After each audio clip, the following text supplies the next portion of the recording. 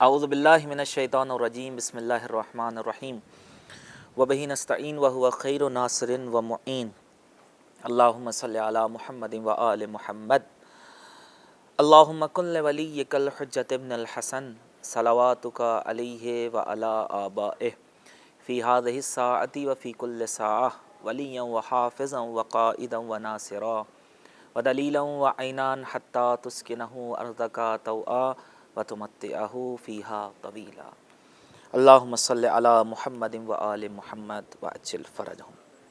नाज़रीन, अस्सलामु अलैकुम व रहमतुल्लाहि व बरकातुहू। मैं हूँ सैयद आसिम अली बाकरी। आप देख रहे हैं मस्जिद जमकरान से प्रोग्राम शीयत की फ़िक्री बुनियादें। इस प्रोग्राम में आप तमाम नाज़रीन का खैर मक़दम है और आप सबको खुश आमदीद कहते हैं। आफ़ताब आलमताब जब उफ़क़ कायनात के निस्फ़ नहार पर आता है तो कायनात का ज़र्रा ज़र्रा उससे इस्तिफ़ादा करने की कोशिश करता है। जो पौधे होते हैं वो उससे सब्ज़ा और शादाबी हासिल करते हैं। जो गुल गुंचे होते हैं वो खिलखिला उठते हैं और जो राहों पर, गलियों में, कूचों में अंधेरा होता है, अंधेरा भाग जाता है, हर तरफ नूर ही नूर फैल जाता है।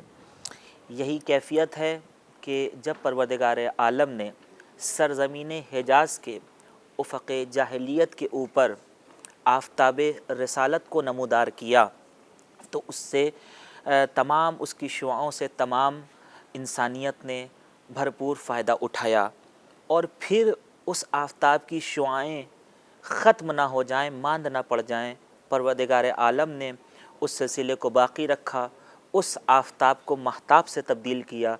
अब महताब अपनी ज़ियाओं से लोगों को इफ़ादियत पहुँचा रहा था और लोगों में तालीमात को आम कर रहा था। और फिर उस महताब से सितारेगान ने, सितारों ने अपनी ज़ियाएँ जो जैसे आफ़ताब और महताब ने पहुँचाई उसी तरह पहुँचाने का सिलसिला जारी रखा।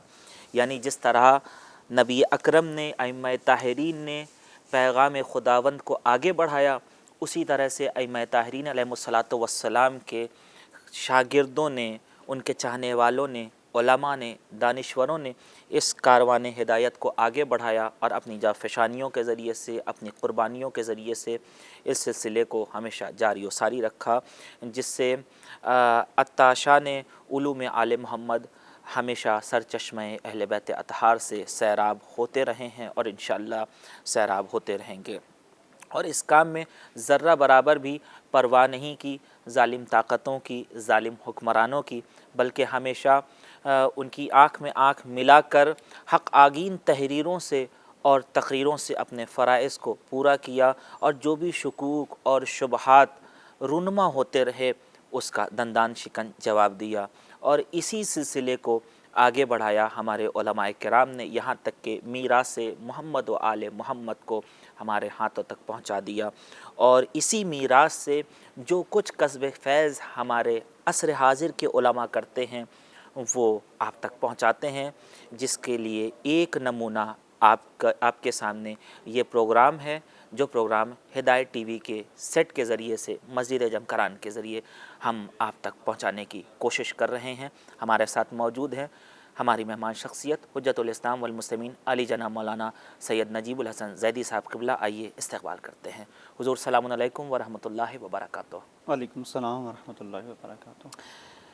नाज़रीन, हम जो गुज़िश्ता एपिसोड्स में गुफ्तगू कर रहे थे वो गुफ्तगू कर रहे थे कि जो शिय्यत पर कीचड़ उछाला जाता है, जो तोहमतें लगाई जाती हैं, जो इल्ज़ाम तराशियाँ की जाती हैं, तकरीबन उसी पर गुफ्तगू करते करते हमारी बात एक वाक़े की तरफ चली गई थी और फिर वो हमारे पास वक्त तमाम हो गया था। हम वहीं से गुफ्तगू का आगाज़ करेंगे। जैसा कि कहा जाता है कि शिय्यत पर यहूदियत की छाप है, ये कि इल्ज़ाम है, लेकिन गुज़िश्ता प्रोग्राम में जो आप देखें जो वाक़या पेश किया गया था सादिक़ आले मोहम्मद का, उस वाक़े से और उस हदीस से ये समझ में आता है कि अगर यहूदियत की छाप अगर आप कहते हैं शिय्यत के ऊपर है तो यहूदियत ख़ुद अपने बारे में सोचती है, सारे फ़िरक़े अपने बारे में सोचते हैं, सारे अदियान अपने बारे में सोचते हैं, लेकिन सादिक़ आले मोहम्मद ने अपने किरदार और उस वाक़े के ज़रिए बताया था कि हम सिर्फ़ अपने बारे में नहीं सोचते हैं बल्कि अपने जैसे मुकम्मल इंसानों के बारे में सोचते हैं لہٰذا یہ جو شبہات پیش کیے جاتے ہیں، اب جب حدیث کی بات آ گئی ہے تو ہم آپ کے سامنے یہ بھی ذکر کر دیں کہ ہم گفتگو کر رہے تھے حدیث دار کے اوپر، اور اس کے ذریعے سے وہ جو اشارہ کیا تھا اعتبار کا کہ اگر کوئی اعتبار کو نہیں مانے تو ہم کیا کریں گے، جبکہ اس کے ذریعے سے بہترین دلیل پیش کی گئی تھی آپ کے سامنے۔ آئیے آج یہیں سے گفتگو کا آغاز کر لیتے ہیں۔ مولانا صاحب، چونکہ گزشتہ پروگرام میں آپ نے صادق آل محمد علیہ الصلوۃ والسلام کی حدیث پیش کی تھی، اور آج میرے ذہن میں وہ بات آ گئی کہ اس سے پہلے والے پروگرام میں حدیث دار کے سلسلے میں ہم لوگ بات کر رہے تھے کہ اس کا اعتبار اگر کوئی نہیں مانے تو کیا کہیں گے۔ آپ نے ایک کتاب کا حوالہ بھی دیا تھا اور مکمل اور منطقی بات اور ساری چیزیں جو عقلی نقلی تھیں اس کو آپ نے پیش کیا تھا۔ اس اعتبار کو لے کر اور کیا کہنا چاہیں گے آپ؟ بسم اللہ الرحمن الرحیم۔ دیکھیں، حدیث یوم الدار یا وہ حدیث کے جسے آپ وانظر عشیرت الاقربین وانظر عشیرت الاقربین کے ضمن میں دیکھتے ہیں، یہ جو حدیث ہے کہ جس کے اندر وانظر کا باقاعدہ حکم ہے کہ انذار کرو عشیرتک الاقربین، تو یہ حدیث پیغمبر اسلام صلی اللہ علیہ وسلم نے جب ارشاد فرمائی ہے تو اپنے بنی عبد المطلب کے نمایاں لوگوں کو دعوت دی ہے، جیسا کہ ہم نے پچھلے پروگرام میں عرض کیا تھا، اور اس میں اس بات کا اظہار کیا کہ جو کچھ میں تمہارے لیے لے کے آیا ہوں اتنا بہتر پیغام کوئی اور نہیں لے کے آیا۔ اور اس کے بعد آپ نے اس بات کا اظہار کیا کہ میں تمہیں سعادت اور اچھے راستے کی طرف دعوت دے رہا ہوں، اور یہ پیغام ہے جو میرا خدا کی جانب سے ہے، میری جو مدد کرے گا اس پیغام کے پہنچانے میں، اس کے ارسال و ترسیل میں، تو جو میری نصرت کا وعدہ کرے گا، میرا وصی ہوگا، وزیر ہوگا، جانشین ہوگا۔ تو ہم نے عرض کیا تھا کہ پھر علی بن ابی طالب علیہ السلام نے اٹھ کے کہا تھا کہ میں آپ کی مدد کروں گا اور نصرت کروں گا۔ تو پھر پیغمبر نے اس بات کا اظہار کیا تھا کہ یہ میرا وصی ہے، وزیر ہے، اخی ہے، جانشین ہے۔ اور جہاں پر یہ بھی ہوا تھا کہ جب اس بات کا اظہار کیا تھا جناب ابو طالب علیہ السلام وہاں پر تھے، تو کچھ مشرکین نے کہا تھا کہ لو اب اپنے بیٹے کی اطاعت کرو۔ اس پر جو اعتراض ہوا تھا یہ میں نے خلاصہ عرض کر دیا کہ تاکہ ناظرین کے ذہن میں آ جائے کہ ہماری بات کیا کہا گیا تھا کہ اس کا جو راوی ہے نقل کرنے والا وہ اوتھینٹک نہیں ہے۔ ہاں، وہ اوتھینٹک نہیں ہے، اور اس بات کو بیان کیا تھا کہ چونکہ اس کو ابو مریم نے نقل کیا ہے، ابو مریم کا کوئی اعتبار نہیں ہے۔ تو ہم نے عرض کیا تھا کہ شیخ سلیم مصری نے المرجعات سے استفادہ کرتے ہوئے، یا شرف الدین صاحب کی جو کاوش ہے اس سلسلے میں، اس سے استفادہ کرتے ہوئے انہوں نے ایک جواب دیا تھا اس کا، اور اس میں سے ایک بات انہوں نے یہ کہی تھی کہ خود میں نے مسند احمد ابن حنبل کی طرف رجوع کیا تو مجھے پہلی جلد میں 111 نمبر صفحے پر یہ حدیث ملی، اور اس میں میں نے جب تلاش کیا تو تمام تر راویوں کو میں نے موثق پایا کہ جس نے بھی اس حدیث کو نقل کیا ہے میں نے ان سب کو قابل اعتماد پایا۔ اور میں نے حدیث کے دوسرے طرق کو جب دیکھا تو یہ بھی اس میں سمجھ میں آیا کہ یہ مختلف طرق سے حدیث نقل ہوئی ہے اور ایک دوسرے کی سب تائید کر رہے ہیں۔ اس کی بنیاد کے اوپر میں اس حدیث پہ ایمان لے آیا کہ حدیث صحیح ہے۔ اب ایک منزل یہ ہے اس حدیث کو لے کر، یہ بھی بات ہے کہ یہ حدیث جیسے شیخ سلیم مصری اور اس طرح کے افراد جو ہیں اگر اس حدیث کو انہوں نے اس کا تجزیہ کیا اور جانچ پڑتال کی تو کہتے ہیں کہ ٹھیک ہے، لیکن اس کے علاوہ ایک اور جو بڑا اعتراض کیا جاتا ہے وہ یہ کہ اس حدیث کو صحیح بخاری و مسلم نے یا دیگر صحاح ستہ کے مؤلفین نے نقل نہیں کیا ہے۔ چونکہ انہوں نے نقل نہیں کیا ہے، اگر معتبر ہوتی تو اس کا مطلب اس کے اندر ہوتی۔ مولانا صاحب ٹھیک ہے صحیحین میں نہیں ہے یا صحاح ستہ میں نہیں ہے، لیکن معتبر کتابوں میں تو ہے۔ معتبر کتابوں میں، جی بالکل معتبر کتابوں میں ہے۔ اور یہ ایک اور بھی چیز ہے، بڑی عجیب چیز ہے کہ اچھا اگر بخاری نے کوئی بات نقل کی ہے تو آپ کے لیے قابل قبول ہے؟ جی، تو بہت ساری ایسی روایات ہیں جنہیں بخاری نے نقل کیا ہے اور پھر آپ ان کے پیش نظر بہت ساری چیزوں پہ آپ عمل نہیں کرتے ہیں کہ جناب فاطمہ زہرا سلام اللہ علیہا سے متعلق جو روایت ہے صحیحین میں موجود ہے کہ جناب فاطمہ زہرا سلام اللہ علیہا کس سے ناراض گئیں اور کیا، بہرحال ہم اس کی طرف نہیں جانا چاہتے۔ تو بہت ساری ایسی روایتیں ہیں جن کو آپ نظر انداز کر دیتے ہیں جبکہ صحیحین میں ہیں۔ صحیحین میں لکھا گیا ہے ان روایات کو. تو یعنی دوہرا رویہ ہے. ایک طرف کہا جاتا ہے کہ مثلا صحیحین میں یا سیاہ ستہ میں نہیں ہے تو ہمارے لیے قابل قبول نہیں. جی تو لیکن جو باتیں صحیحین میں یا سیاہ ستہ جیسے معتبر کتابوں میں لکھی گئی ہیں پھر انہیں کیوں نہیں مانا جاتا؟ کیوں نہیں مانا جاتا؟ اب یہ ایک منزل ہے. ان لوگوں سے کیوں نہیں اعراض کیا جاتا کہ جس سے دختر پیغمبر نے اعراض کیا تھا اللہ اکبر. کہ ان اللہ یغضب لغضب فاطمہ ویرضی لرضاہا.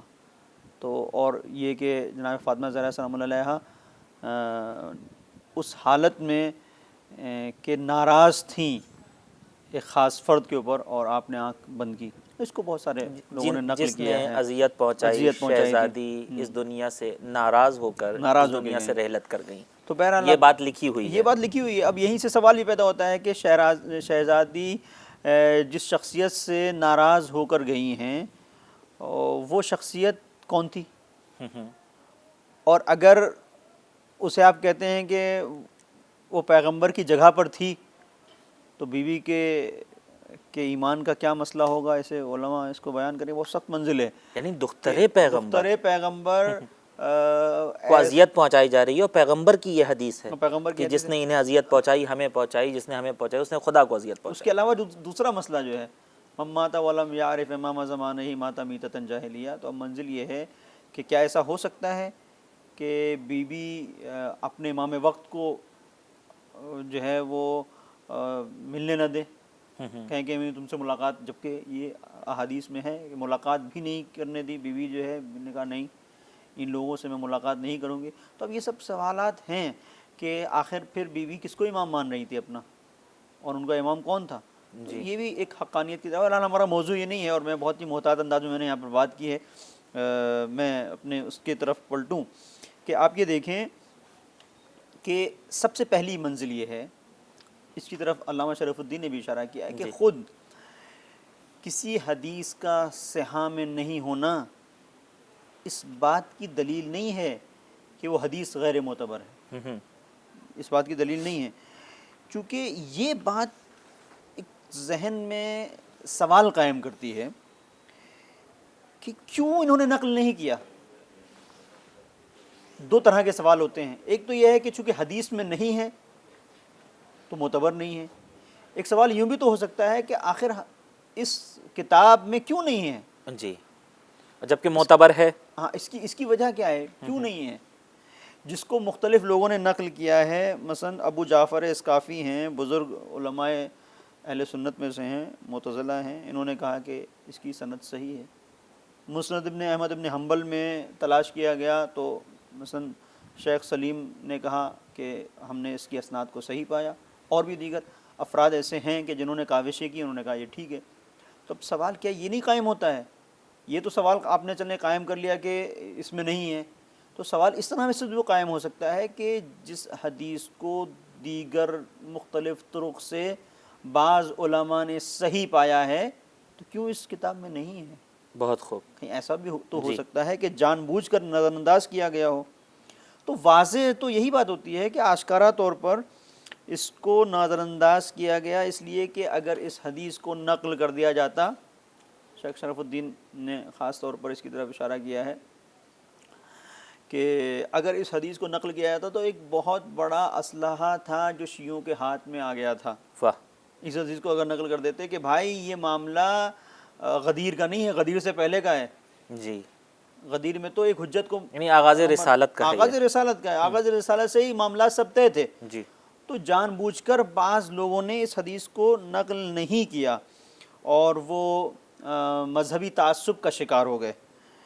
اسی وجہ سے ایسا ہوا. اب آپ اگر مذہبی تعصب کو اگر آپ دیکھیں گے تو بہت سارے ایسے حقائق ہیں کہ جو بیان ہوئے تھے آج ہم تک نہیں پہنچے، پوشیدہ حقائق. جی. اور جن سے آہستہ آہستہ راز ہٹتا ہے یا پردہ ہٹتا ہے تو لوگ اس کو سمجھتے ہیں اور پہچانتے ہیں کہ کیا معاملات ہیں. تو بہت سارے ایسے حقائق ہیں جو نہیں پہنچ سکے. ان کے نہ پہنچ پانے کا ایک سبب یہی رہا ہے کہ لوگوں نے اپنے مذہب کو بچانے کے لیے، اپنی فکر کے اوپر آنچ نہ آنے کے لیے حق کا سودا کیا اور حقیقت سے گریز کیا. حقیقت سے گریز کیا. اور اس حقیقت کو نقل نہیں کیا، اس لیے کہ اگر وہ اس حقیقت کو نقل کر دیتے تو ان کے خلاف ہو جاتا معاملہ، جی اس کو انہوں نے چھپانے کی کوشش کی۔ اور یہ معاملہ یہ نہیں ہے کہ صرف احادیث کو نقل نہیں کیا گیا ہے، پوری توجہ کیجیے گا اور ناظرین سے بھی درخواست ہے کہ توجہ کریں کہ صرف معاملہ یہ نہیں ہے کہ بعض جگہوں پر حقیقت کو چھپایا گیا ہے، بلکہ حقیقت کو توڑ مروڑ کے پیش کیا گیا ہے، اللہ اکبر۔ توڑ مروڑ کے پیش کیا گیا وہ ہے۔ کیسے؟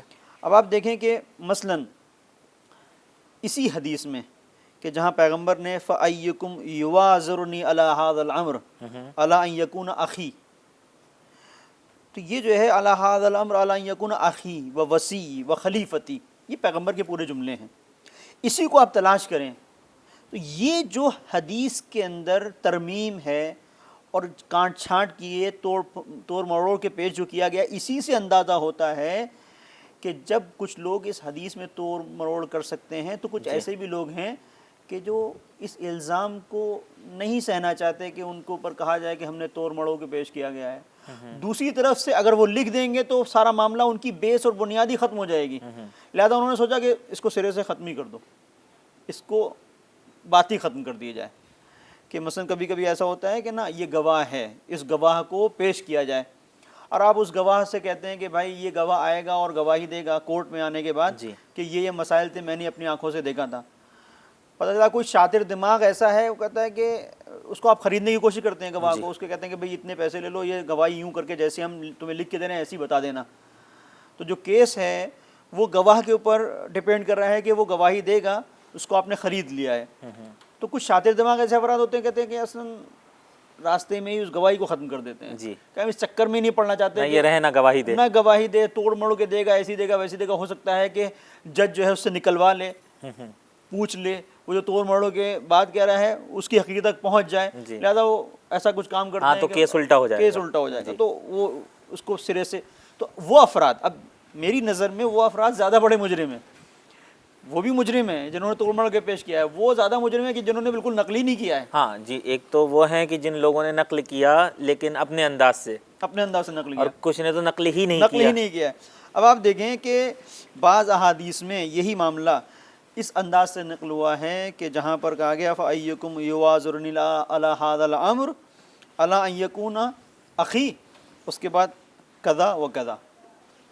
اب آپ یہ دیکھیں کہ صرف اس کو بیان کیا ہے کہ کون ہے کہ جو میری پشت پناہی کرے گا اس امر میں، میرے پیغام کو پہنچانے میں میرا ساتھ دے گا، میرے ہمراہ ہوگا، اس بات پر کہ وہ اگر میرے اس امر میں، مشن میں میری ہمراہی کرے گا، میرا ساتھ دے گا، تو وہ میرا بھائی ہوگا، میرا خلیفہ ہوگا، میرا جانشین ہوگا۔ تو اخی کو تو ذکر کر دیا ہے جی کہ بھائی ہاں اخی چلیں، بھائی اخی تک ٹھیک ہے، لیکن ووصی و خلیفتی اس کو کاٹ دیا ہے، اس کو نقل نہیں کیا ہے۔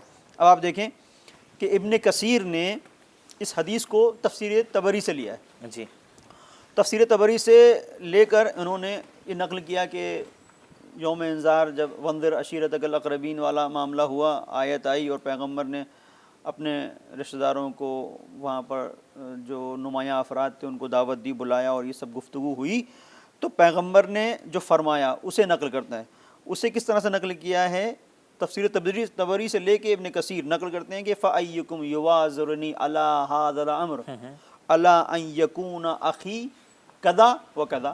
اللہ، اب یہ کذا و کذا کیا مطلب ہے؟ یعنی وہ الفاظ کیا تھے جسے نہیں نقل کیا، جبکہ آپ تاریخ میں اگر طبری کی خود تاریخ میں اٹھا کر دیکھیں گے تو اس میں یہ الفاظ موجود ہیں، تفسیر طبری میں موجود ہیں، فَأَيُّكُمْ يُوَازِرُنِي عَلَىٰ هَذَا الْأَمْرِ عَلَىٰ أَن يَكُونَ أَخِي وَوَصِيِّي وَخَلِيفَتِي، باقاعدہ موجود ہے۔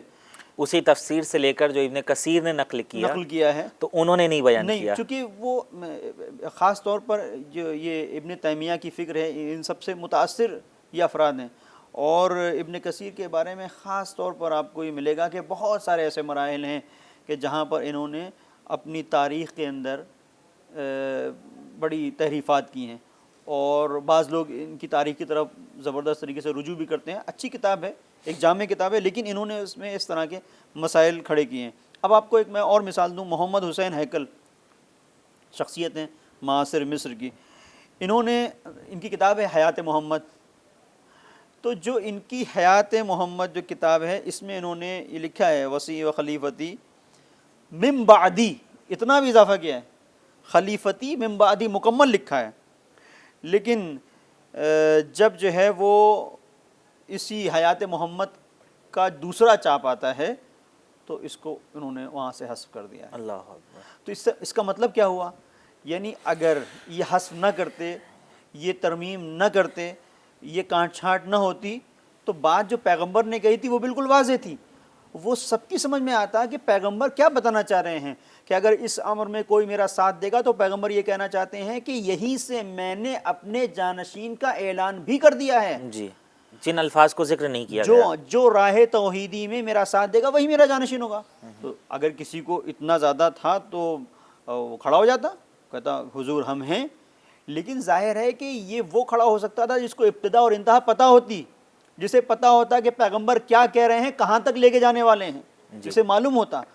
اب ان لوگوں کو تو یہی نہیں پتہ تھا نا کہ کہاں لے کے جائیں گے پیغمبر اور کیا کریں گے، اور باقی بہت سارے جو دوسرے افراد ہیں وہ تو وہاں پر تھے ہی نہیں، وہ تو بہت بعد میں اسلام لے کے آئے ہیں، کہ جن کے بارے میں کہا جاتا ہے کہ پیغمبر کی جگہ پر آئے، پیغمبر نے ان کو اپنا جانشین بنایا اور خلیفہ بنایا، وہ تو ان کا معاملہ ہی وہاں پر نہیں بات آغاز رسالت کی تھی، بس آغاز رسالت کی، اور آغاز رسالت میں پیغمبر نے معین کر دیا۔ تو اب یہ دیکھیں جب یہ حقیقتیں لوگوں تک نہیں پہنچیں گی، ان حقیقتوں کو چھپایا جائے گا، تو پھر نتیجہ کیا نکلے گا وہ آپ کو معلوم ہے، کہ پھر ایک انحراف پیدا ہوگا، اور اس کے ساتھ ساتھ پھر ایک عناد کی کیفیت ہے، ایک دشمنی ہے، ایک عداوت ہے، وہ پیدا ہوگی۔ اب اس میں وہ سارے لوگ مجرم ہیں کہ جنہوں نے حقائق کو پہنچانے میں ایک مانع ہونے کا کردار ادا کیا ہے، جو رکاوٹ بنے۔ بہت خوب، جزاکم اللہ خیرا۔ ناظرین رکیں گے ایک چھوٹے سے وقفے کے لیے، دیکھتے رہیے شیعت کی فکری بنیادیں۔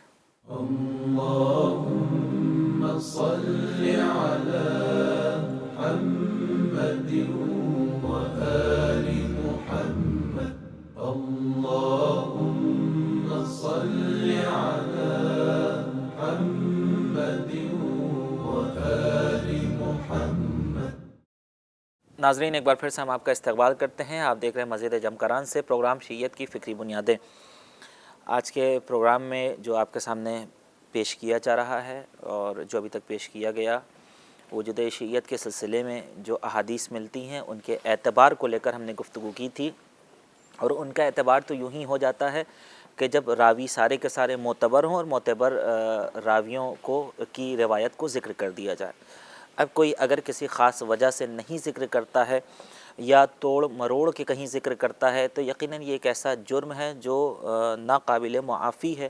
جب عام لوگوں کی بات کو نہ صحیح پہنچایا جائے یا اس میں ترمیم کی جائے، کاٹ چھانٹ کی جائے، توڑا مروڑا جائے، تو یہ ایک ایسا جرم ہے جو کبھی بھی وہ اپنی بات کہنے والا اسے معاف نہیں کرتا۔ تو یہ تو نبی اکرم کی حدیث ہے، نبی اکرم کا قول ہے، تو کیا نبی اکرم معاف کر دیں گے؟ اس کے اثرات کتنے ہوئے، ریئیکشن کتنا ہوا کہ امت کو کئی حصوں میں بانٹ دیا گیا۔ آپ سے ہماری گزارش ہے کہ اس پروگرام کو دیکھ کر اور خود کتابوں میں رجوع کر کے جو احادیث بتائی جا رہی ہیں، جو حوالے دیے جا رہے ہیں، آپ رجوع کریں، غور کریں، انشاءاللہ خود آپ کسی اہم نتیجے تک پہنچ جائیں گے۔ آئیے اپنے مہمان کی خدمت میں آپ کو لے چلتے ہیں اور اس گفتگو کو مزید آگے بڑھاتے ہیں۔ مولانا صاحب، یہ یوم دار والی حدیث کے ذریعے سے آپ نے وصایت اور ولایت کا ذکر کیا ہے، اور بھی وصایت اور ولایت پہ احادیث ہیں، جیسا کہ آپ نے کہا تھا نبی اکرم نے پوری اپنی حیات طیبہ میں مختلف طور پر اہتمام کیا تھا اسی وصایت اور ولایت کو سمجھانے کے لیے۔ جو دیکھا گیا کہ کہیں پہ الفاظ چھوڑ دیے گئے، کہیں پہ نہیں بیان کیا گیا، کہیں ذکر نہیں کیا گیا، خاص وجہ۔ لیکن یہ کیسے ممکن ہو سکتا ہے، کیا وجہ ہو سکتی ہے کہ شیعہ افراد، شیعہ حضرات ان احادیث سے جو وصایت اور ولایت کو ہی سمجھتے ہیں، بعض افراد اسے دوستی کیوں سمجھتے ہیں؟ جی دیکھیں، اس مسئلے میں جو بنیادی مسئلہ ہے، جو بنیادی بات ہے وہ یہ ہے کہ شرائط اور حالات جی، کہ جہاں پر بات کہی جا رہی ہے، مثلا فرض کریں میں یہاں بیٹھا ہوا ہوں اور میں اس پروگرام میں کہوں کہ بھائی مجھے پانی چاہیے، تو ظاہر ہے کہ میرے سامنے آپ بالٹی لا کے نہیں رکھیں گے مولانا صاحب کو نہانا ہے اور یہ پانی چاہیے، قطعاً نہیں، آپ گلاس لا کے رکھیں گے۔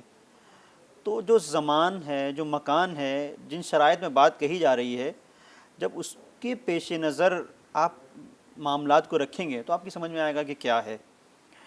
پیغمبر اسلام صلی اللہ علیہ وسلم نے صلی اللہ علیہ وسلم خاص جو ہے وہ اہتمام کیا ہے علی بن ابی طالب علیہ السلام کے بارے میں. تو پہلا تو ایک سوال اگر ہمارے ذہن میں خود یہ قائم ہو جائے کہ بھائی جتنے بھی صحابی ہیں پیغمبر کے اور جو وہ صحابی ہیں جنہوں نے پیغمبر کی بات کے آگے اپنی بات نہیں رکھی، ہر مرحلے پر سر تسلیم انہوں نے خم کیا، ان کے بارے میں اس طرح کی احادیث پیغمبر نے کیوں نہیں بیان کی؟ ایک سوال اٹھتا ہے کیوں نہیں بیان کی، کہ جس میں کہا جاتا ہے کہ ان کی محبت اساس ایمان ہے، جی جس میں کہا جاتا ہے کہ اگر ان کی محبت کا مسئلہ نہ ہوتا تو پروردگار جہنم کو خلق ہی نہ کرتا.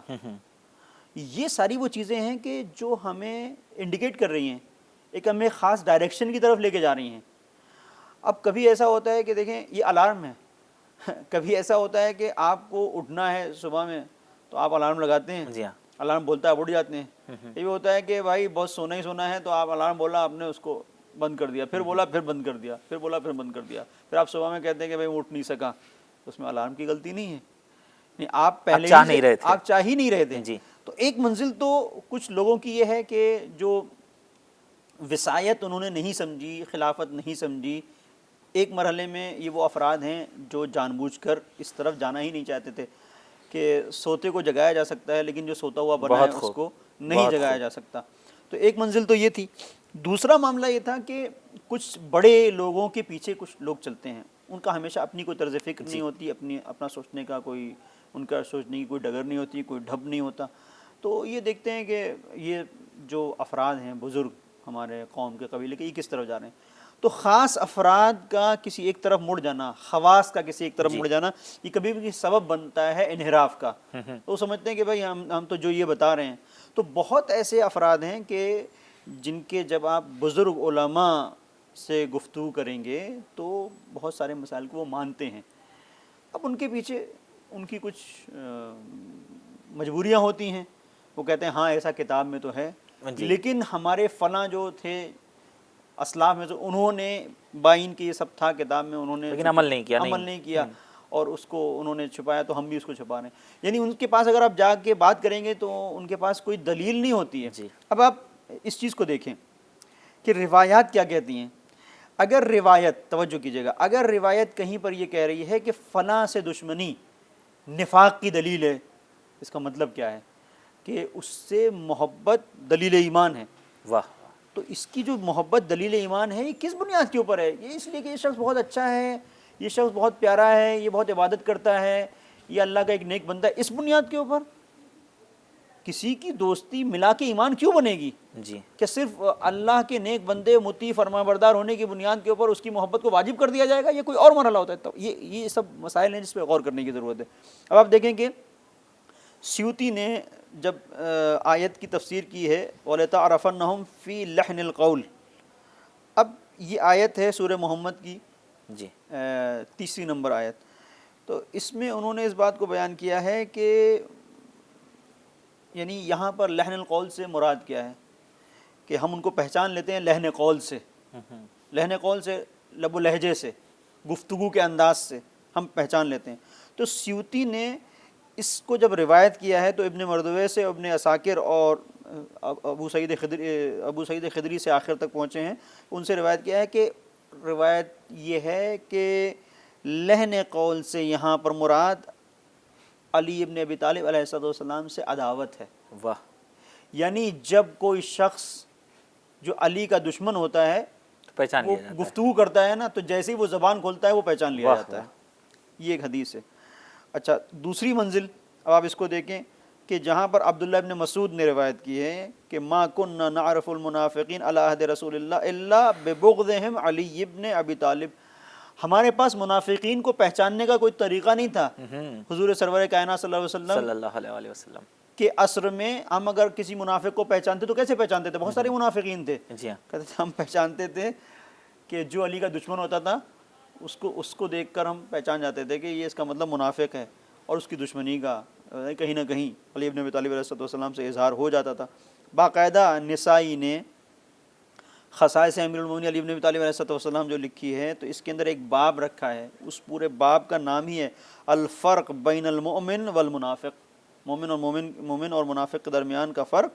اور 3 احادیث کو حضور سرور کائنات صلی اللہ علیہ وآلہ وسلم سے نقل کیا ہے اور اس بات کو بیان کیا ہے کہ وہ افراد جو مومن ہیں وہ علی سے محبت کرتے ہیں، اور وہ افراد کے جو منافق ہیں، جو علی کا عناد رکھتے ہیں، یہ وہ افراد ہیں کہ علی سے دشمنی رکھتے ہیں، جو منافق خاص طور ان کے نفاق کی بنیاد کے اوپر وہ کبھی محبت علی نہیں کر سکتے۔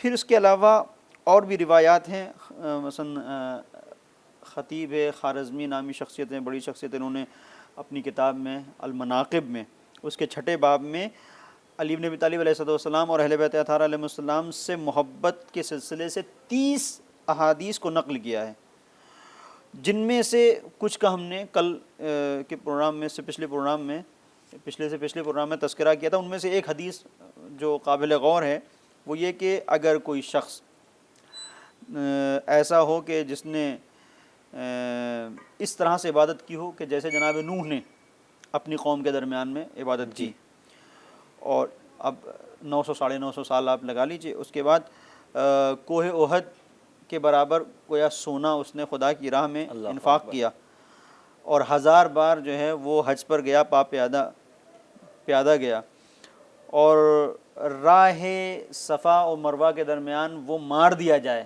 یعنی قتل کر دیا جائے، لیکن اس کے دل میں علی کی محبت نہ ہو، تو یہ روایت ہے کہ ہرگز جنت کی خوشبو اسے نہیں ملے گی، داخل بہشت نہیں ہوگا۔ تو اب یہ خود حدیث کا لب و لہجہ ہمیں بتا رہا ہے کہ یہ کیا معاملہ ہے، کیوں ایسا ہوگا؟ بھئی جتنے بھی افراد ہیں جو دائرہ اسلام کے اندر آتے ہیں، انہوں نے جافشانیاں کی ہیں، انہوں نے محنتیں کی ہیں، تو کسی کے لیے اس طرح کی بات تو نہیں ہے کہ اگر اس کے اندر محبت تم اس کی نہیں رکھو گے تو کتنی بھی عبادت کر لو کچھ بھی کوئی قبول نہیں ہے۔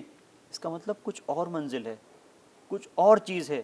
یہ وہی چیز ہے کہ جہاں پر پیغمبر سے کہا جا رہا ہے کہ اگر تم نے یہ پیغام نہ پہنچایا فما بلغت رسالتہ۔ اللہ اکبر۔ اب اس حدیث کی نظر میں اس آیت کو دیکھیں، پھر اور آیت کا لہجہ بھی دیکھیں، تناظر میں دیکھیں۔ یہاں حدیث یہ کہہ رہی ہے کہ اگر کسی نے عبادت کی ہو اور اتنی عبادت کی ہو جیسے جناب نوح نے اپنی قوم میں رہ کر عبادت کی تھی، اور انفاق اتنا کیا ہو کہ کوہ احد کو کے برابر اس نے سونا دے دیا اور اللہ کی راہ میں انفاق کیا ہو، اور 1000 حج وہ پیادہ گیا ہو، اور پیادہ حج کرنے کے بعد وہ جب سعی کر رہا ہو صفا و مروہ کے درمیان تو شہید ہو جائے، مر جائے، اللہ اکبر، لیکن اگر علی کی محبت نہ ہو تو سب بیکار ہے۔ اللہ اکبر۔ تو یہ اس چیز کو بیان کریے، علی کی محبت نہ ہو تو سب بیکار ہے۔ وہاں خدا کہہ رہا ہے کہ پیغمبر تم نے اگر یہ نہیں پہنچایا تو کچھ بھی نہیں پہنچایا۔ یعنی یہی ولایت امیر المومنین، ولایت علی بن ابی طالب علیہ السلام۔ اس سے بالکل واضح ہوتا ہے کہ یہ کیا معاملہ ہے۔ یہ ولایت علی بن ابی طالب علیہ السلام خود مسلم نے روایت کی ہے، علی بن ابی طالب علیہ السلام کی خود روایت ہے کہ وہ پروردگار کے جس نے دانے کو شگافتہ کیا، میں اس کی قسم کھا کے کہتا ہوں کہ پیغمبر نے جو مجھ سے عہد کیا وہ کسی سے نہیں کیا، اور پیغمبر نے مجھے یہ بتایا کہ مجھ سے محبت نہیں کرے گا مگر صرف مومن، اور مجھ سے نفرت نہیں کرے گا مگر یہ کہ صرف منافق، مجھ سے جو دشمنی کرے گا وہ منافق ہوگا۔